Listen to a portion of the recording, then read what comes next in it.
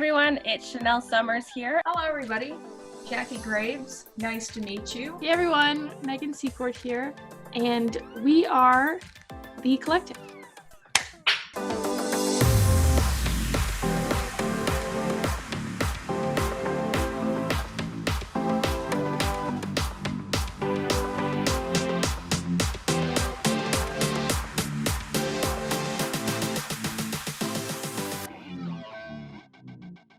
So I'll introduce myself in the traditional language of this territory, which is Anishinaabe-Moin, and this is how I've been instructed to introduce myself. So Ani Bojo, Wasanang Yishgang Indigenous, Neashingiming and Nunjaba, Curtis and Dunji, Mishikan Dodem, Anishinaabe Kwe Badawadami Ojibwe French and Dao.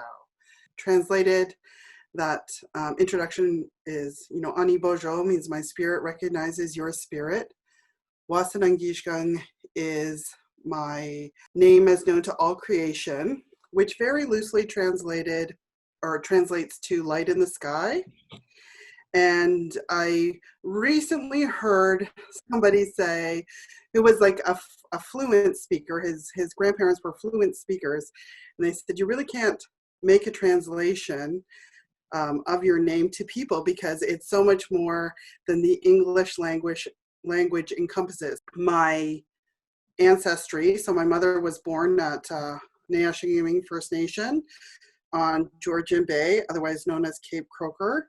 Although I hold my band membership with Batchewana First Nations, I'm part of the Turtle Clan, so Mishikan Dodem means Turtle Clan, and I am French, Ojibwe, and Potawatomi, hence the last name Pigeon. But you guys can just call me Julie Pigeon.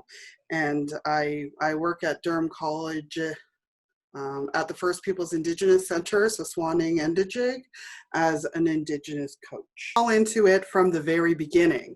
And I think this is why Canada sometimes has difficulty in accepting that it is a racist country and that it was created on racism and oppression. But people forget that that's what's happened in times. There's been all kinds of policies that have been created for the erasure of Indigenous peoples. And so I'm not surprised that we haven't been more prominent in the conversation because this has been Canada's history. And really how it became a country was based on the oppression of the Indigenous people and marginalizing them and not recognizing their inherent rights to the land and disenfranchising them in any way, shape, or form that was possible. And that continues today. And we can, even highlight that back, this is a few years ago, but with the death of Colton Bushey. And if we really sort of dissect that and what Canada's perception or mainstream Canada's perception of that, we have a farmer, Gerald Stanley, who shot and killed a young First Nations man who was trespassing on his property. Really? We have to dissect that further because that man was in his traditional territory. So who is the one trespassing on whose property?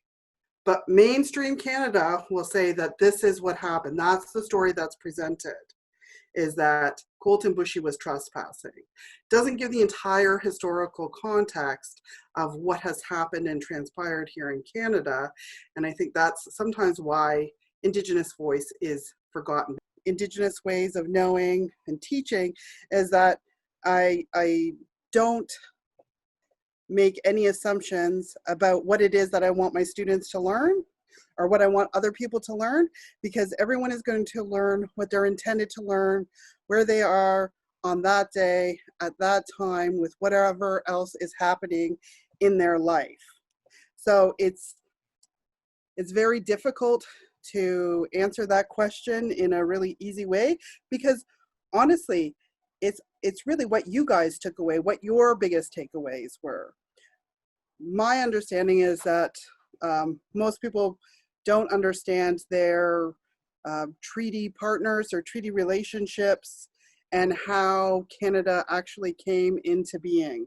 And I think that's a really important point for all Canadians to know and understand is our shared history and understanding that Canada wouldn't be a country if it didn't enter into these agreements. No matter how trustworthy or fair they were, we would not have the country Canada if those agreements were not entered into. The media historically has painted Indigenous people in like a historical context, right? And so for a lot of stories that say that I saw growing up when it came to Indigenous stories were all very negative. It was either the blockades that were happening, roadblocks, you know, deaths, that kind of thing, drunk people. And so if that's all that mainstream Canada is reading, then that's what they are going to think of Indigenous people. So it's either that very negative image or it's the romanticized people in regalia.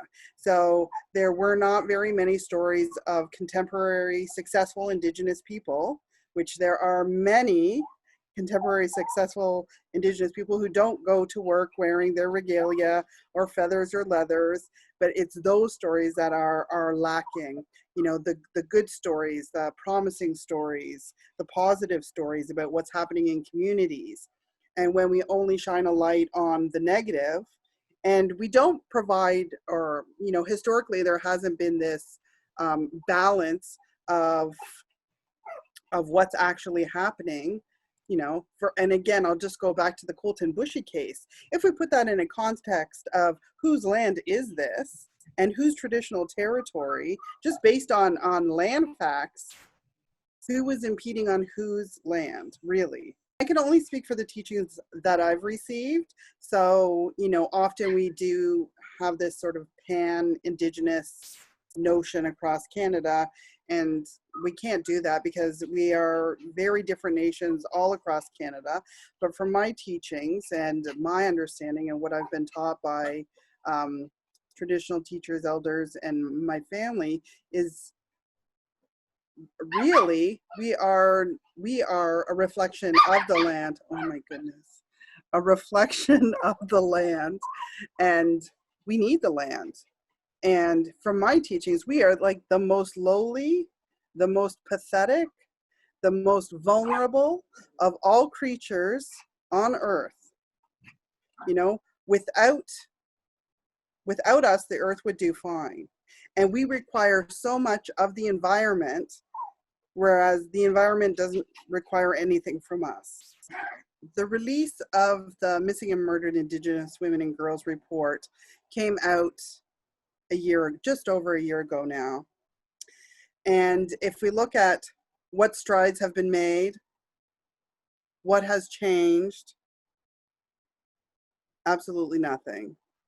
And so, you know, there was a commission to create this report, and unfortunately, we are in the same position without any changes to policing, to what their requirements are. Oh my goodness.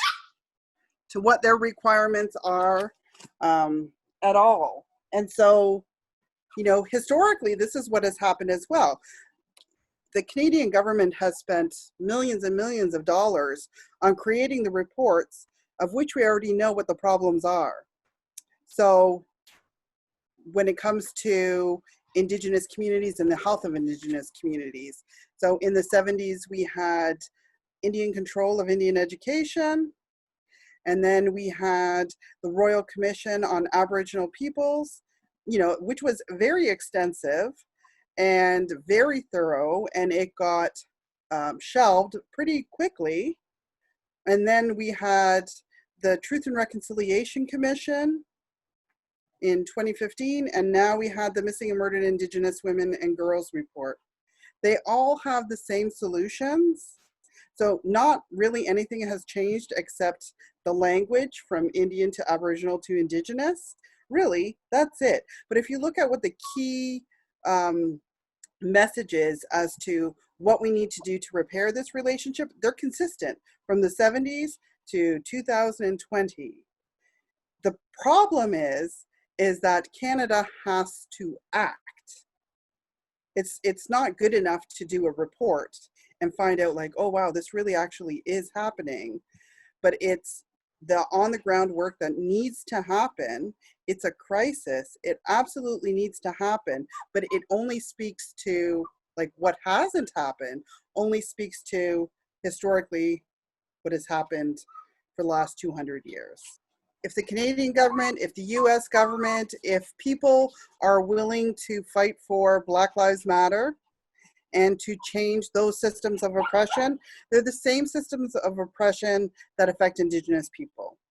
So if you fix one, it will automatically affect the other. So I do not see it as a competition. I don't see it as, a pity party or one being more important than the other. We are in this together. So, Indigenous people and Black folk, Indigenous people. So Canada is on Indigenous land, and it was built by and large by people from stolen lands. And so when we unite what our basic struggles are, then it becomes a much more powerful force. And I think that's really what needs to happen. So part of, the policies that created these oppressive communities was to separate people, separate communities, separate families from one another so that there wasn't this same amount of power, because of course, the more people you have, the more power you have. And so when it comes to Black Lives Matters or, anti-Indigenous racism, anti-Black racism, it's all part of the same system of oppression. Number one, the first step, in my opinion, is that they have to learn the history. And, it is uncomfortable conversations. It's uncomfortable to learn this. It's uncomfortable to know that you're on somebody else's land, and the reason why you're thriving is because somebody else is being oppressed, right? And that is hard for people to understand because Canada is, the land of opportunity, where families come from oppressed countries and situations. They come to Canada for a new beginning, and they think it's all wonderful and lovely, but they don't realize necessarily that it has come at a cost to Indigenous people and communities. And it's that understanding of, again, how Canada was created, and the fact that, people are thriving because of Indigenous communities, because they are taking up the space of where Indigenous communities were, and once that begins to happen, and once people understand that this is not a situation that is going to be completed in, a year or 5 years. This is much longer term. However, we have to have a starting point. So it has to be that education piece first. So learning what Canada's true history is.